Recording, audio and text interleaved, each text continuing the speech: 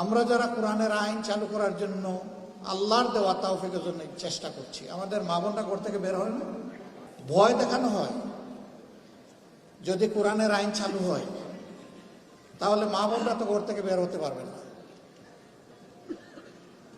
যদি কোরআনের আইন চালু হয় তাহলে যারা অন্য ধর্মের মানুষ তাদের কোনো নিরাপত্তা থাকবে না। দুনিয়ায় কি কোনো দেশ ছিল না?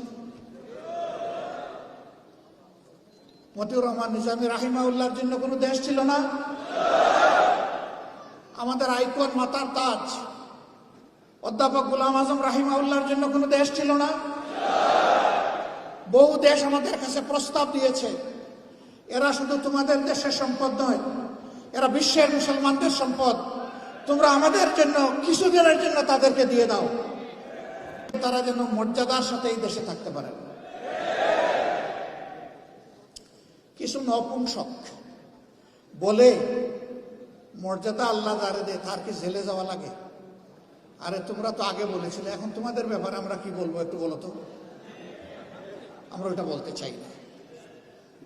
এরা বিবেকহীন, বুবা, বেওকুফ। আল্লাহর নবীরা জেল কেটেছে, তো নবীর উম্মতদের সেই সুন্নত পালন করতে হবে না?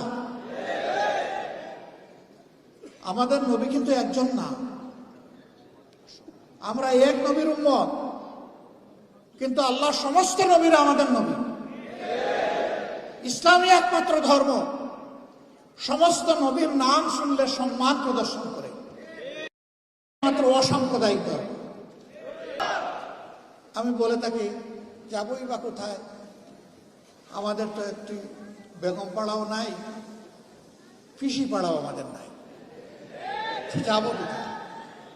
কারো আছে বেগম পাড়া, কারো আছে পিসি পাড়া, আমাদের নাই তো ওটা, এবং আমাদের এটা প্রয়োজনও নাই। আলহামদুলিল্লাহ, আল্লাহ যে জায়গায় মায়া করে মহব্বত করে পয়দা করেছেন, এই জায়গাতেই যেন আল্লাহ বেশি করে বরকত দিয়ে দেন, এবং সেই বরকতটা শুধু যারা মুমিন মুসলমান, সাচ্চা মুসলমান না, আল্লাহর পক্ষ থেকে রহমত যখন জোরে ওই নাফরমানও রহমতের অংশীদার হয়ে যায়। দুনিয়ায় সেও তার ভাগ পায়, আখিরাতে আল্লাহ রহমতের হিসাব তার কাছ থেকে নেবে, কিন্তু দুনিয়ায় সেও পেয়ে যাবে। এই জন্য আমরা যা চাই এটি হচ্ছে যে আইন, আল্লাহর আইন হচ্ছে শ্রেষ্ঠ আইন।